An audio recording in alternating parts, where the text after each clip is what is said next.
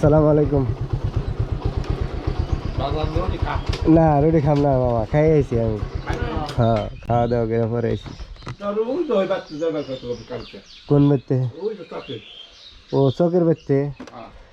মামা আমি আজকে তো আর যাই হারতাছি না, কালকে আল্লাহ বাসে রাখলা হিরো 6-7 মন হয়েছে একবারে শুক নাকি যাই হারলে পরে না দাম দর করে হারতাম কত ভালো হইতো। খুব বেড় হবেন এখানে যে চাপের মধ্যে রয়েছি, তখন যাওয়াই না একবারই সময় নাকি।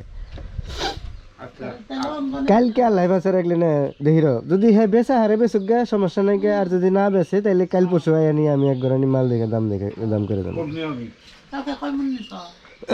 কালকে নিচ্ছে হলো 11 মন। দাম বেশি বাড়তে থেকে নিবার আইলে পরে মানুষের মনে করেন যে এই বেশি আড়ে যায় নিয়ে আমি মেলা সস্তায় মাল কিনন যায়, পয়সাও বেশি উঠে দিকেও কিনন যায়, সস্তাও নিয়ন যায়। আড়েই ভালো, হ্যাঁ আড়েই ভালো।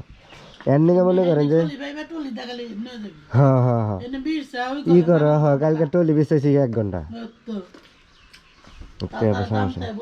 হ্যাঁ আবার মনে করেন যে কত গুণা বাড়তে গেলাম, এরা কত দাম বেশি করে বই রয়েছে। আড়ে অন্য এত দাম আছে, অথচ এরা এত দামে বেচার চিন্তা করে।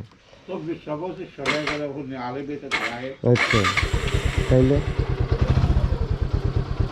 2400-2500 করে আড়ে বেচা থুয়া, হ্যাঁ এনে মনে করেন যে 3300 কথা কয়, তাইলে হেনা কিনন যাবো, তার সাথে আমার 8 থেকে কিনা ভালো না। আড়ে থেকে মনে করেন দাম যাচাই করে কিনন যায়। ওখানে আমি তো আন্দাজ এনে কই হারম না যে এখন আড়ে কত চলতেছে বা ই আছে বিষয়, দাম যাচাই করে যায় না। আর আড়ে মনে করেন যে 1 দোকান থেকে 2 দোকানে গেলে বোঝা যায় দাম কত চলতেছে। জায়গা দিলে মামা, হ্যাঁ আল্লাহ ভরসা।